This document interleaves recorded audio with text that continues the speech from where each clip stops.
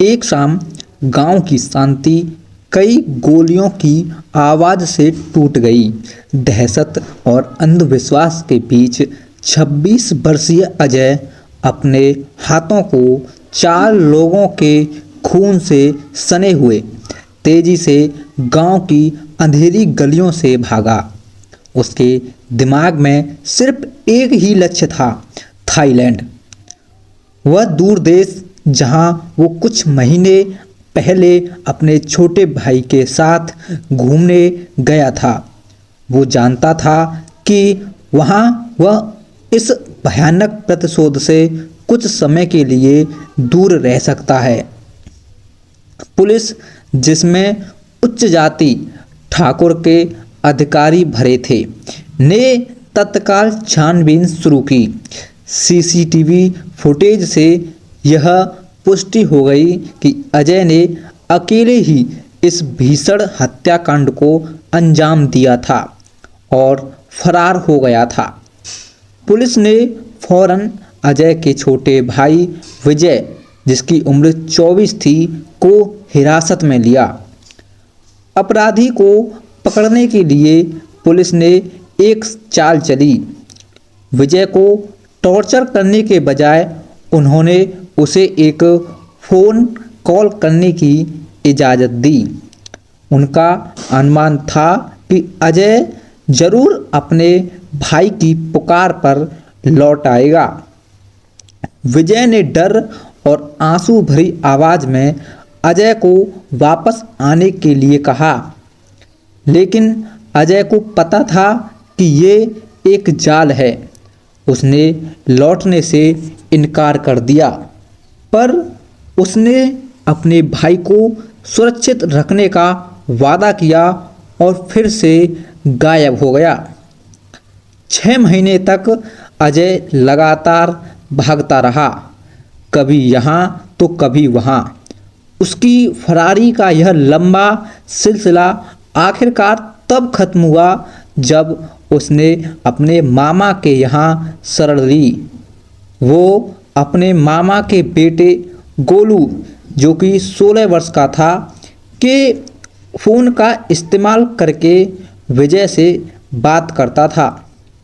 Police ने इसी mobile location को ट्रैक किया और मामा के घर पहुंच गई। पुलिस की गाड़ी देखते ही अजय भागने में सफल रहा। पुलिस ने भागते हुए अपराधी को पकड़ने के बजाय गोलू को पकड़ लिया। ठाकुर समाज से आने वाले पुलिस अधिकारियों के मन में बदले की भावना थी। उन्होंने गोलू को, जो कि एक नाबालिग था और जिसका इस हत्या से कोई लेना देना नहीं था, एक सुनसान जगह पर ले जाकर मुजरिमों की तरह बेरहमी से पीटा। अगले दिन पुलिस ने गोलू को 24 घंटे से भी अधिक समय तक लॉकअप में रखा, जो कि कानून के खिलाफ था। इस कहानी की जड़ें 20 साल पुरानी साल 2005 में दबी हुई हैं।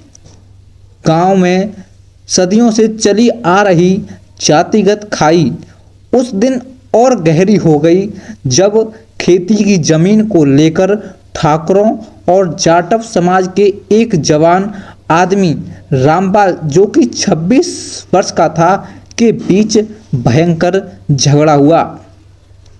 रामपाल एक स्वाभिमानी और मेहनती किसान था। झगड़े की शुरुआत में गलती पूरी तरह से ठाकुर समाज के दबंगों की थी, जो अपनी जमींदारी के अभिमान में डूबे थे और जाटव समाज के किसी भी व्यक्ति को अपने बराबर खड़ा देखना नहीं चाहते थे। रामपाल ने जब अपने हक की बात की तो ठाकुरों ने इसे अपनी इज्जत पर हमला समझा। बातचीत जल्द ही गाली गलौज और फिर मारपीट में बदल गई। ठाकुरों की भीड़ ने मिलकर रामपाल को घेर लिया। रामपाल ने अकेले ही बहादुरी से संघर्ष किया, लेकिन संख्या बल के सामने वो टिक नहीं पाया। ठाकुरों ने अपनी जातिगत श्रेष्ठता के नशे में रामपाल को पीट पीट कर मार डाला। उसकी मृत्यु केवल एक व्यक्ति की हत्या नहीं थी, बल्कि पूरे समाज के सम्मान को कुचलने का एक क्रूर प्रयास था। रामपाल अपने पीछे अपनी जवान पत्नी जानकी और 2 छोटे बच्चों मासूम 3 साल के विजय और 5 साल के बड़े बेटे अजय को छोड़ गया। उनकी दुनिया एक पल में उजड़ गई थी। गांव में तनाव फैल गया। पुलिस आई और प्रारंभिक जांच के बाद गुनहगारों को गिरफ्तार कर लिया गया। गिरफ्तारी के बाद ठाकुर समाज के प्रमुख लोग रामपाल के घर पहुंचे।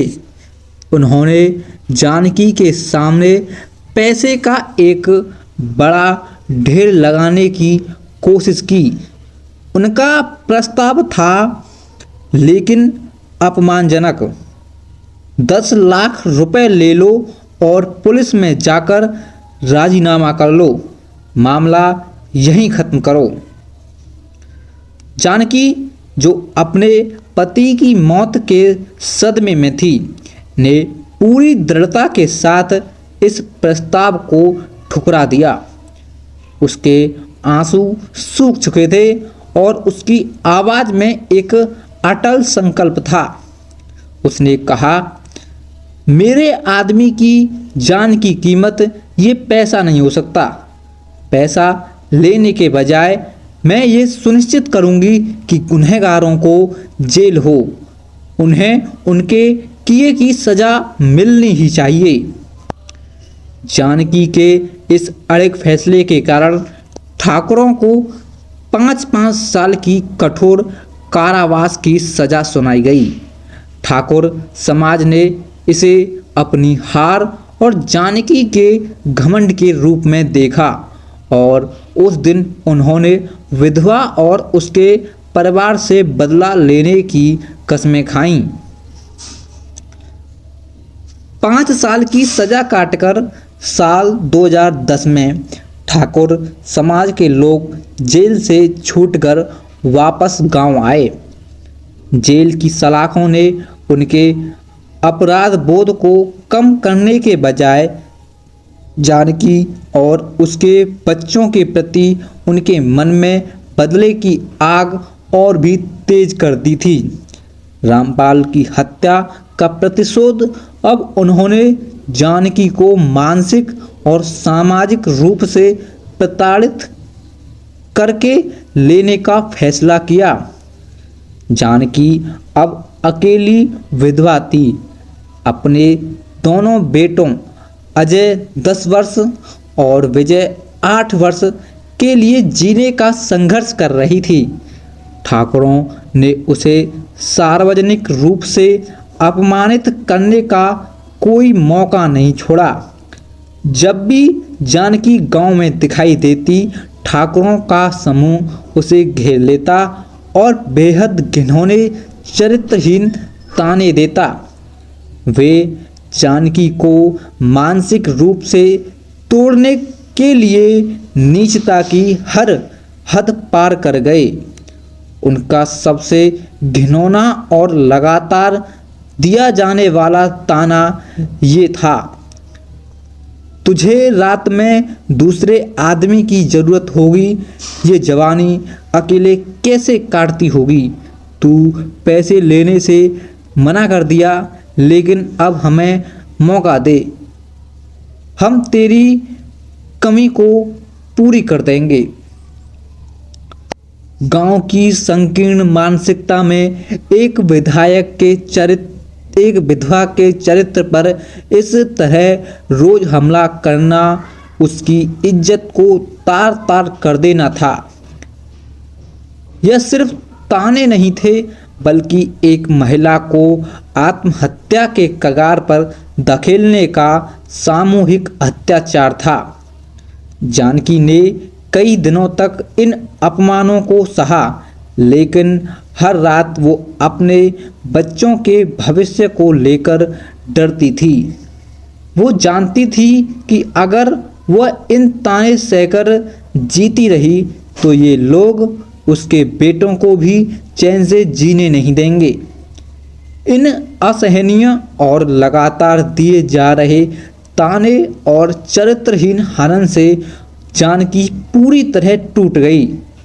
उसे लगा कि उसके पास अब और कोई रास्ता नहीं बचा है जिससे वह अपने बच्चों को इस जहरीले माहौल से बचा पाए। एक दुखद दिन गांव के क्रूर सामाजिक बहिष्कार और लगातार अपमान से तंग आकर जानकी ने आत्महत्या कर ली। रामपाल के दोनों बच्चे अब पूरी तरह से अनाथ हो चुके थे। उन्हें पालने की जिम्मेदारी उनके बूढ़े दादा दादी ने ले ली, जिनके पास अपनी खुद की जमीन जायदाद थी। लेकिन अजय और विजय के दिलों में पिता की हत्या और अब मां की दर्दनाक आत्महत्या का जख्म हमेशा के लिए एक गहरे घाव के रूप में बैठ गया था। समय किसी के लिए नहीं रुकता, लेकिन उस गांव में नफरत का सिलसिला थमा नहीं। साल गुजरते गए। अजय और विजय अपने दादा दादी की देखरेख में पलते बढ़ते रहे। दादा दादी ने उन्हें प्यार और सहारे से पाला, ये सुनिश्चित किया कि उन्हें किसी चीज़ की कमी न हो, क्योंकि उनके पास अपनी जमीन जायदाद थी। अजय अब एक सशक्त और गंभीर युवक बन चुका था और विजय भी उसके कंधे से कंधा मिलाकर खड़ा होने लगा था।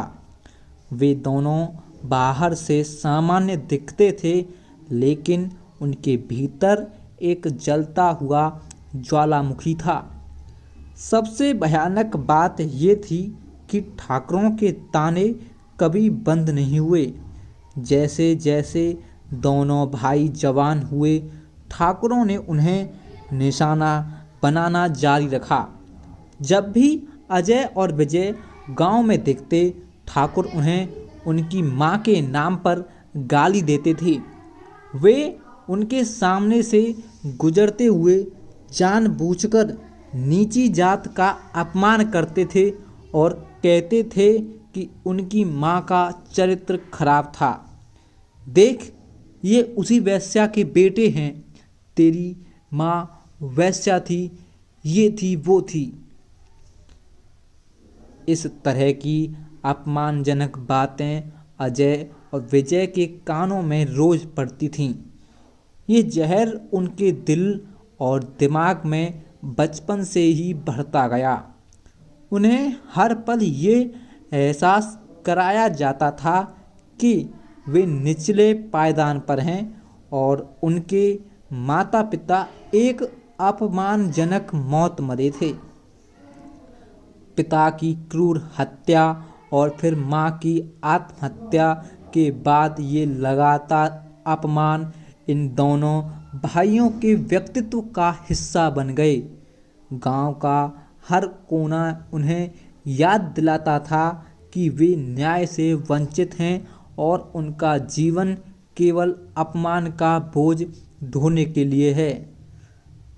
जवानी की दहलीज पर खड़े होकर उन्होंने समाज के इस अन्याय को गहरे तक महसूस किया।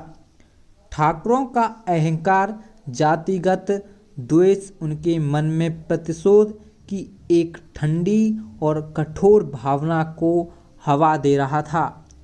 वे उस दिन का इंतजार करने लगे जब वे इस न खत्म होने वाले जख्म को हमेशा के लिए मिटा सकें।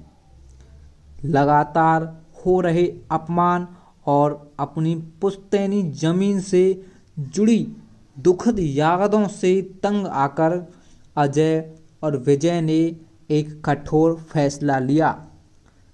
साल 2025 साल 2024 की शुरुआत में उन्होंने अपनी बची हुई पुश्तैनी जमीन का एक हिस्सा बेच दिया। यह एक तरह से गांव के उस जहरीले माहौल से कुछ समय के लिए पलायन था। दोनों भाइयों ने इस पैसे का उपयोग करके एक लंबी यात्रा की योजना बनाई। वे थाईलैंड घूमने गए। बैंकॉक और फुकेत की चकाचौंध उनके गांव के अंधकारमय जीवन से बिल्कुल अलग थी। ये यात्रा उनके लिए थोड़ी राहत लेकर आई।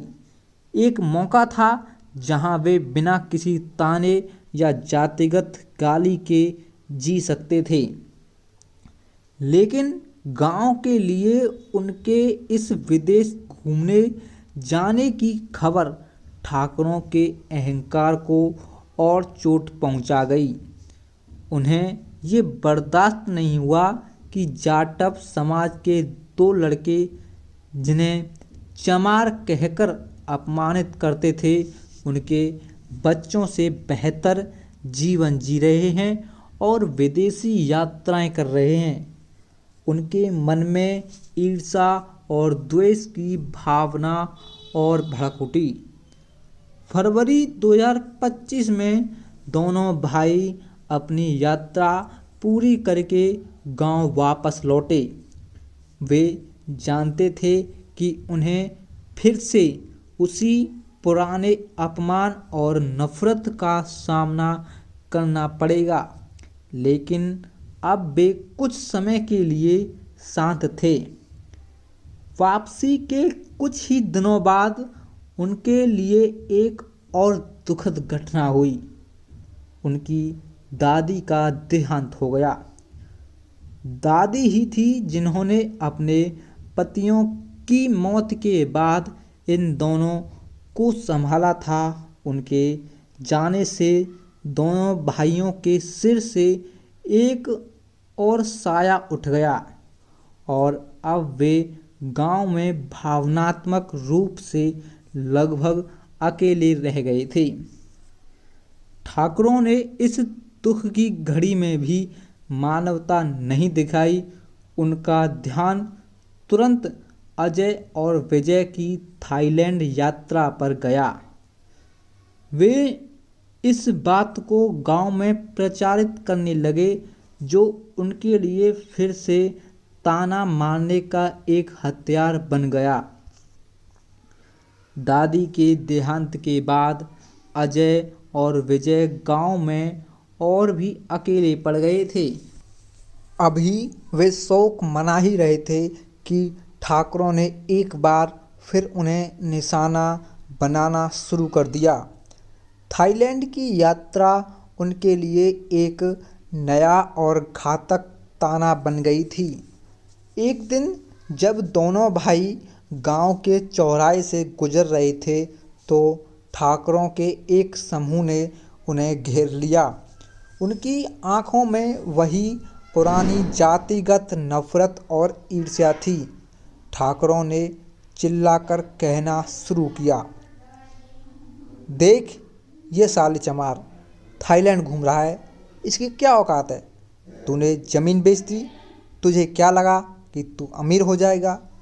साले चमारो, तेरी औकात नहीं, तेरे बाप को हमने मार दिया था, तुझे भी मार देंगे, तू कहीं भाग नहीं पाएगा। ये शब्द अजय और विजय के लिए सिर्फ गाली नहीं थे, बल्कि उनके माता पिता के अपमान और हत्या का खुला उत्सव थे। अजय ने इस बार चुपचाप अपमान सहने से इनकार कर दिया। उसने कड़े शब्दों में ठाकरों का विरोध किया। ये देखकर ठाकरों का अहंकार भड़क उठा। बात बहस से बढ़कर हिंसा तक पहुंच गई। ठाकरों ने तुरंत सबसे पहले छोटे भाई विजय को निशाना बनाया। उन्होंने विजय को पकड़ लिया और बुरी तरह पीटना शुरू कर दिया। अजय ने बीच बचाव करने की कोशिश की, लेकिन वे संख्या में अधिक थे। विजय को सड़क पर घसीटा गया, मारा गया और जान से मारने की धमकियां दी गईं। इस घटना ने अजय के मन में वर्षों से दबी प्रतिशोध की आग में घी डाल दिया। उसने अपनी आंखों से देखा था कि कैसे गांव के दबंग लोग कानून और मानवता को ताक पर रखकर उसके भाई को पीट रहे थे। मां की आत्महत्या के बाद ये घटना अजय के लिए अंतिम सीमा थी।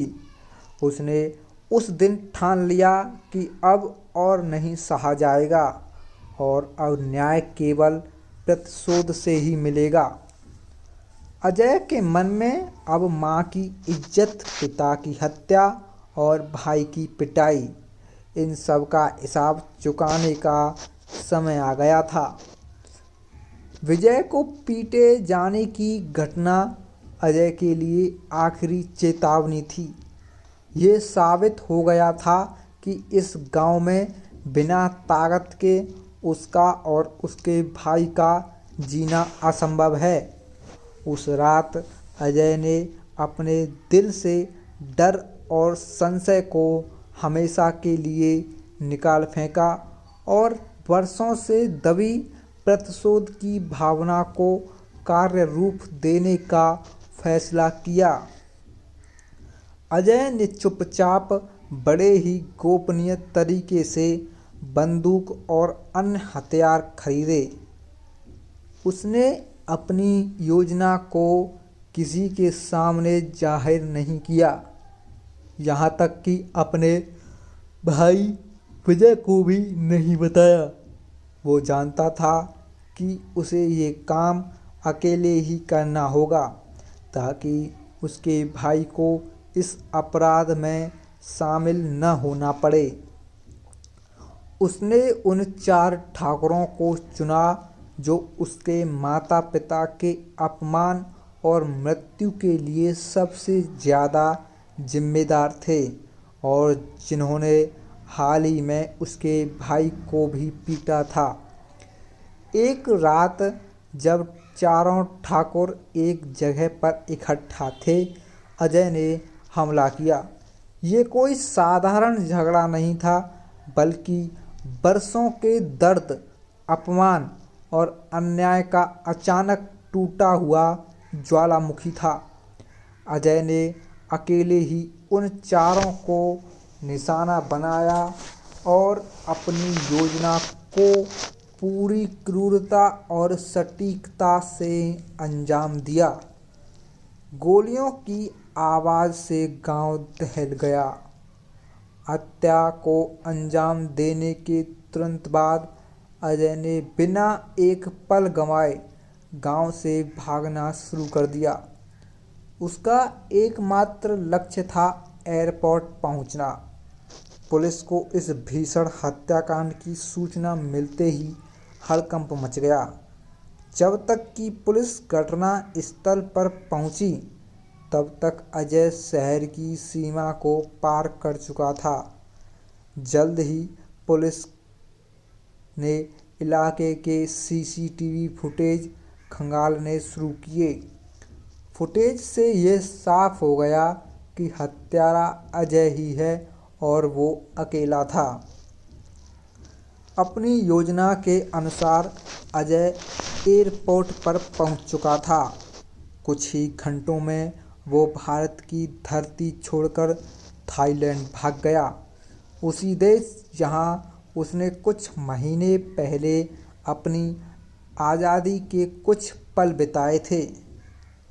पुलिस ने अजय पर हत्या का मामला दर्ज किया और उसकी तलाश शुरू कर दी। 4 लोगों की हत्या एक गंभीर अपराध था और पुलिस अजय को पकड़ने के लिए पूरी ताकत झोंक चुकी थी।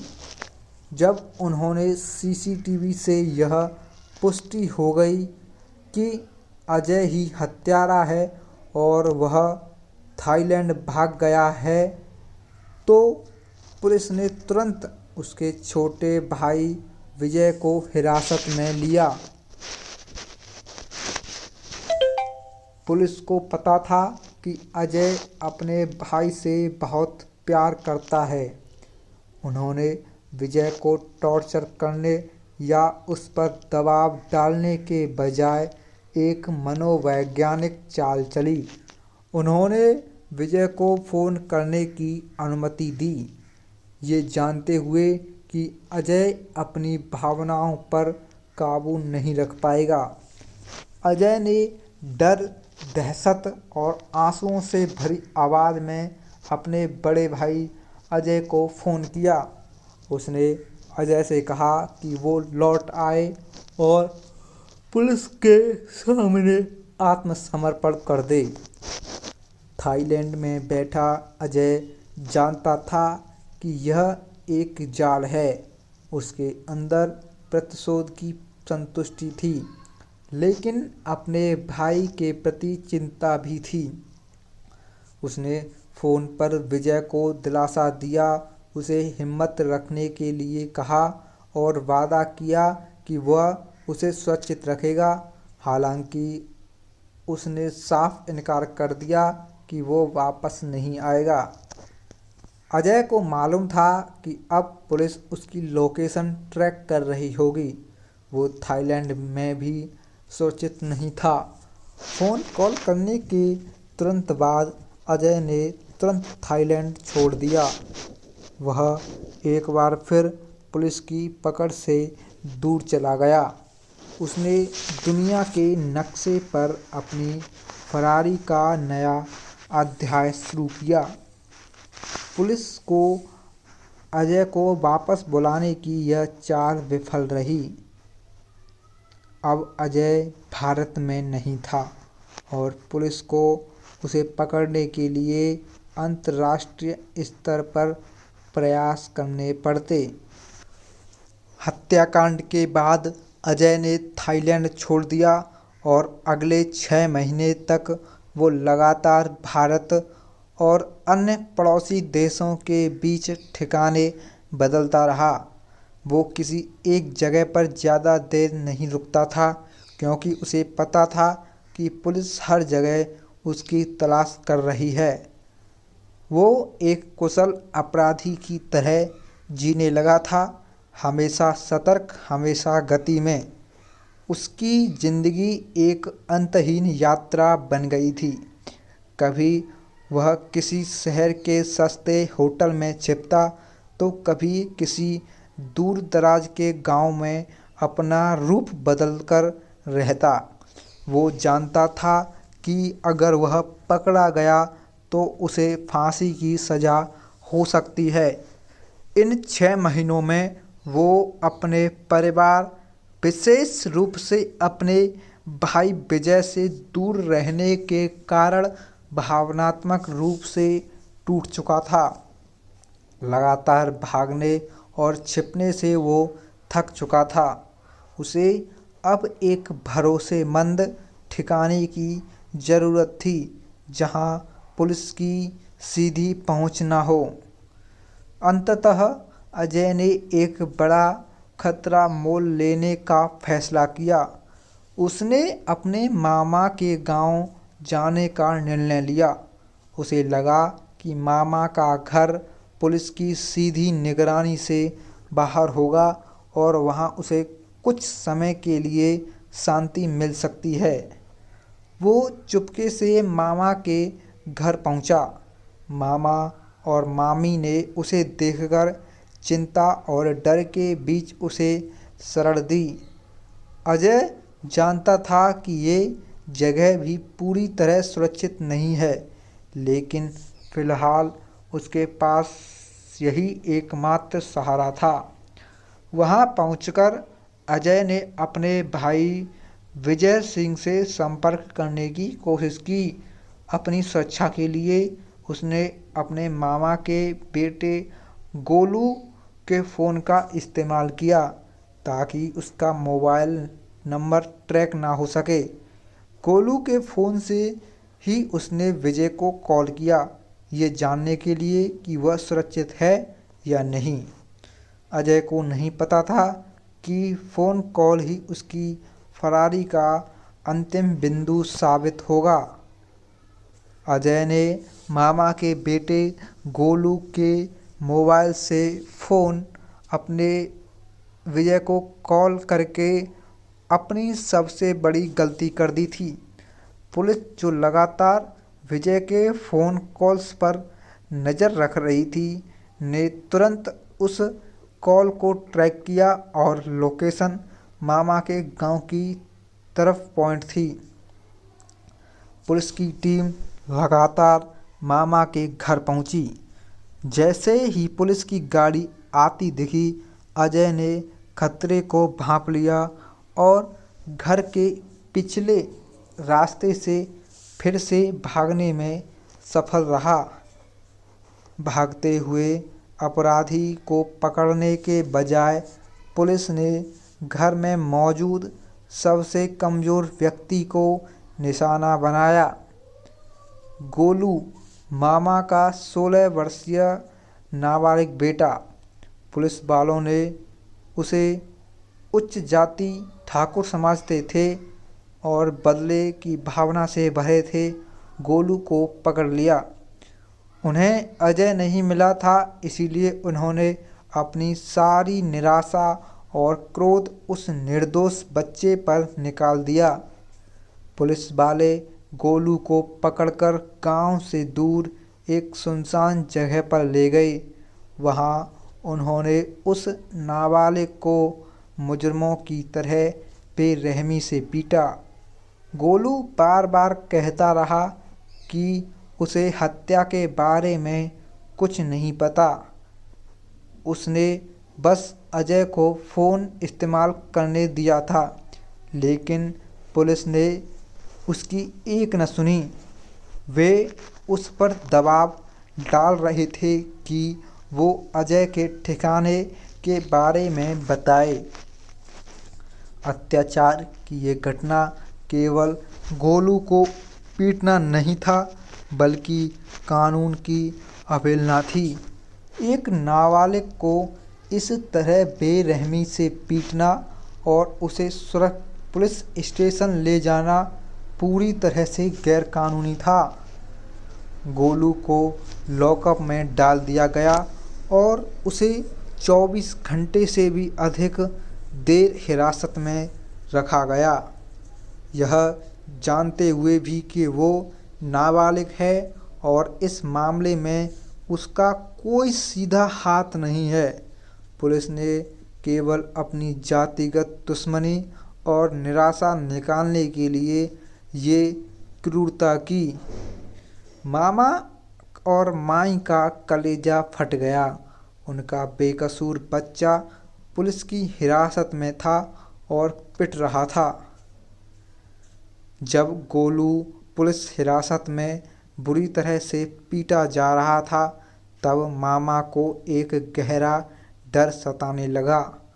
उन्हें लगा कि अगर उनके बेटे गोलू पर पुलिस ने कोई एफआईआर दर्ज कर दी या उसे लंबे समय तक हिरासत में रखा, तो उसका भविष्य हमेशा के लिए खराब हो जाएगा।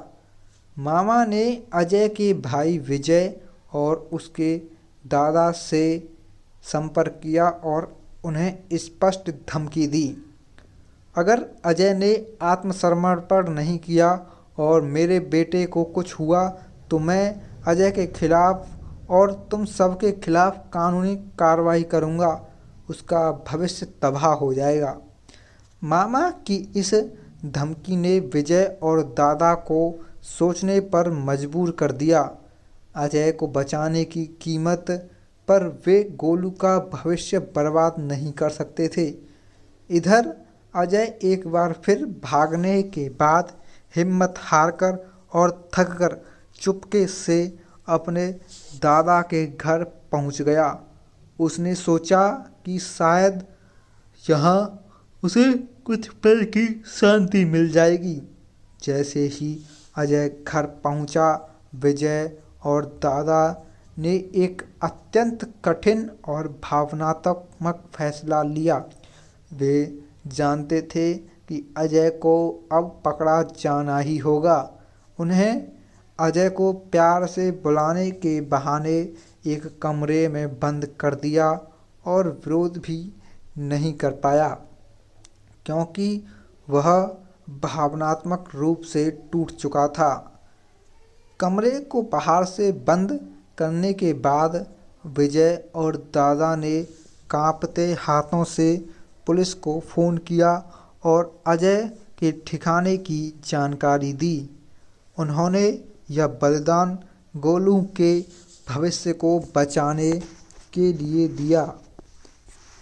कुछ ही देर में पुलिस अजय के घर पहुंची और उसे गिरफ्तार कर लिया गया।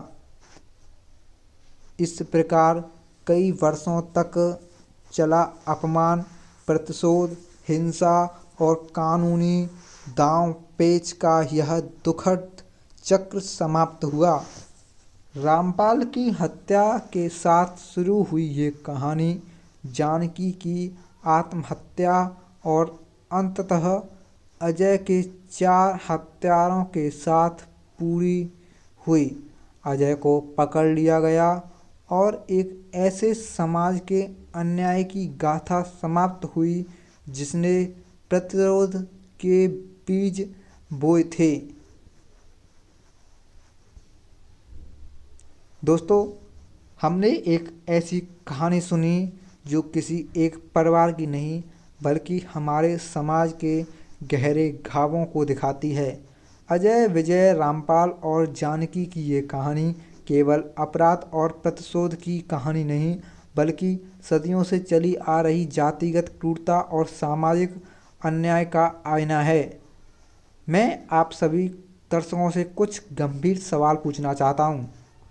क्या हमारे समाज में जाति के नाम पर किसी महिला का चरित्र हनन और उसे आत्महत्या के लिए मजबूर करना 4 हत्याओं के कम जघन्य अपराध है? जब जानकी को उसके पिता की हत्या के बाद न्याय नहीं मिला बल्कि लगातार अपमान मिला, तो क्या हमने ही प्रतिशोध की नींव नहीं डाली?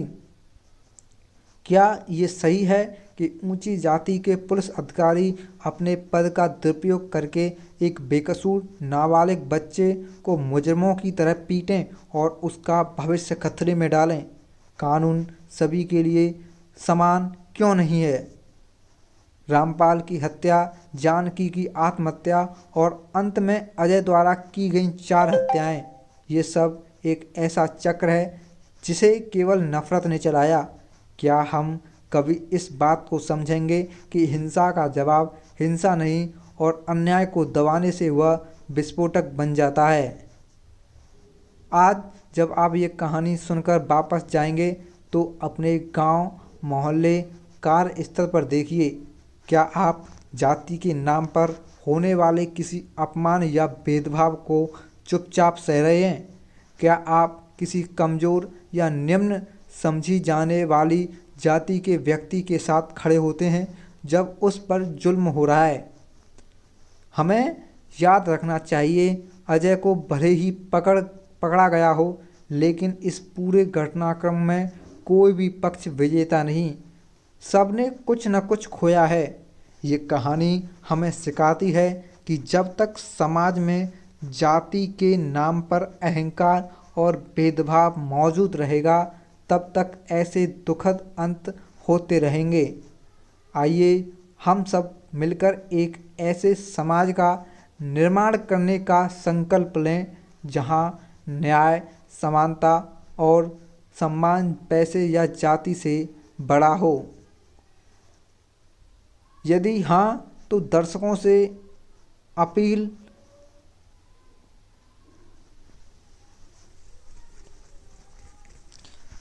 इस कहानी को सुनकर चुप मत बैठिए। जातिगत अन्याय की इस सच्चाई को ज़्यादा से ज़्यादा लोगों तक पहुंचाएं। आज ही इस कहानी को अपने दोस्तों और परिवार के साथ साझा करें।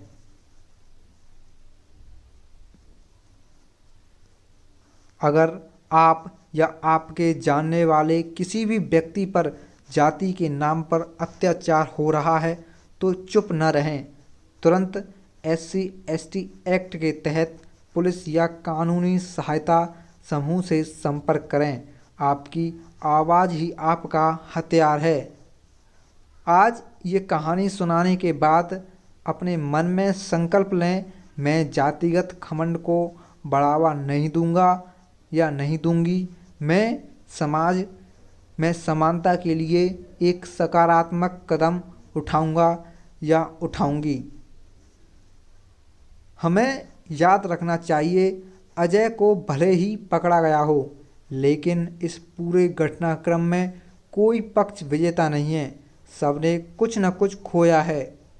ये कहानी हमें सिखाती है, जब तक समाज में जाति के नाम पर अहंकार और भेदभाव मौजूद रहेगा, तब तक ऐसे दुखद अंत होते रहेंगे।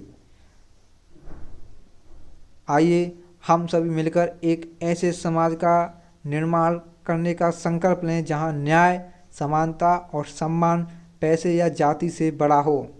अगर आपको ये कहानी समाज के लिए ज़रूरी संदेश देने वाली लगती है और आप चाहते हैं कि ऐसे संवेदनशील विषयों पर आवाज़ उठती रहे, तो हमें अपना समर्थन जरूर दें।